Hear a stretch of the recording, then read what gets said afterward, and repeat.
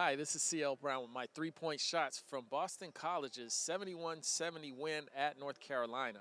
The first shot, it marked the return of Cole Anthony for the Tar Heels, his first game back since December 8th at Virginia, and he was as expected. 26 points, got to the free throw line, was perfect, 14 of 14 from that free throw line.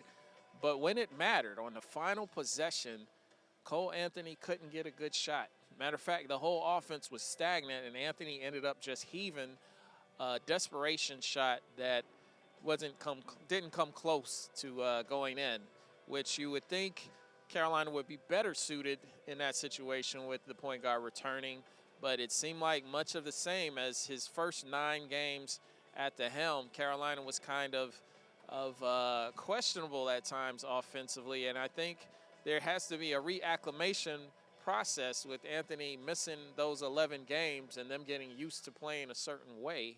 And now he's back in and they play a little differently. Not wrong or right. It's different. And so the players have to get used to playing. And they only play with 9 games to begin with. So it's not like he's this long season veteran that they've been used to playing with and he comes back. So that will be something moving forward that we have to keep an eye on as far as Cole Anthony goes. The second shot, Boston College. Derek Thornton made his return after his freshman year playing at Duke.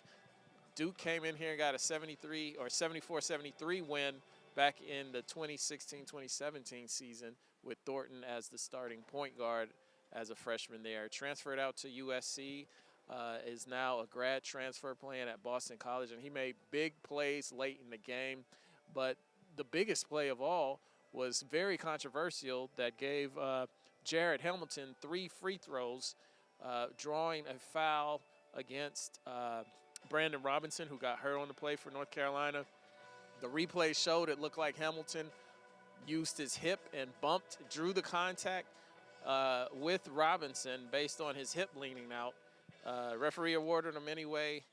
Roy Williams in his postgame kind of stayed away from any kind of controversial remarks, just saying that he needed to see the film. But the sentiment within that Carolina locker room was that it was a bad call. Hamilton ends up making 2 of 3 free throws to give Boston College that 1-point advantage that they would keep. The third and final shot, looking at Carolina's future. I mean, many people thought when Cole Anthony came back, it'd be that simple and they would start winning a lot of games and they would eke their way back into the NCAA tournament picture. This loss proves that is not going to be the case. It is not going to be some magical formula that all of a sudden they are a tournament team. They got a lot of work to do, and it begins again Monday at Florida State. They play Florida State and Duke in the next week, 2 top 10 teams. So that will determine a lot on where this season is really going for North Carolina. I mean, you could make the case right now as a 10 and 11 team that they are not going anywhere in terms of postseason play.